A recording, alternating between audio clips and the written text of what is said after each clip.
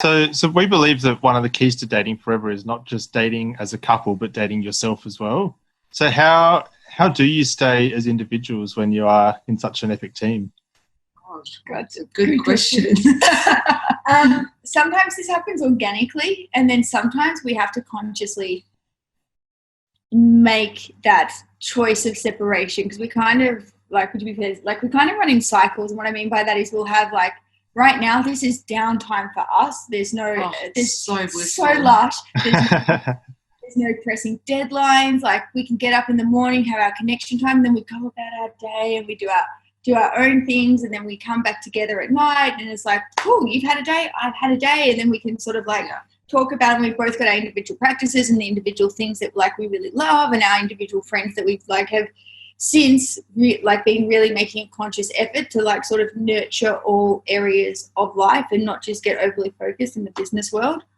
But when we're in this kind of flow, it's a dream. And then we've got other times where we're we've just come off the back of 8 weeks of events, and you're literally you have to work as a team. There's not, to get those pockets of individuality, it's not as easy, because you're constantly on the go and you're constantly moving, and that's where you kind of learn the synergy of how well you work together. I think for me, what keeps my sanity, whether we're hectically crazy busy or whether we're in just chill state, is having my own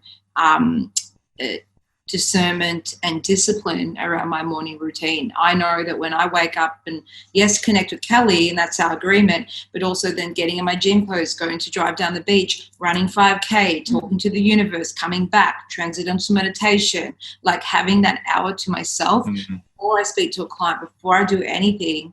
When I don't do that, I'm going to put my hand up and say I'm not the most pleasant person. So that for me anchors in my own individuality, and I think it's quite healthy to have that. Kelly has her yoga.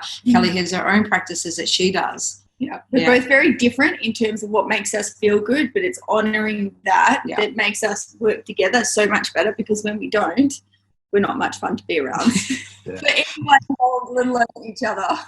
Yeah. And that stuff can take trial and error, right? And not start adopting the other person's, behaviours. Absolutely. At the beginning, we blended it. We tried to do each other's everything, because you do, when you fall that deeply in love, you want to be everywhere. I stopped meditating because, or did my stuff that made me feel good, because, it's okay, I'm in a relationship now. And then I almost unconsciously resented Kelly, because I do better when I'm sick. I do better.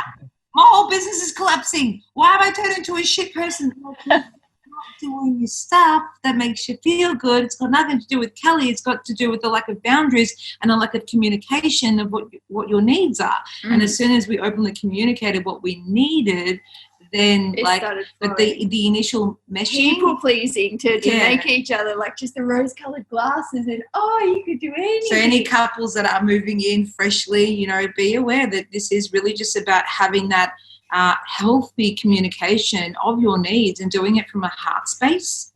And putting up those boundaries being an act of kindness. I'm going to step away and you can do your thing and I'm going to do my thing, and it's actually better for both of us if we have a line. Yeah. It's in those deep, it doesn't feel like you need it at the time, but if you can set those practices up from the beginning, it'll serve you so much more in the long run.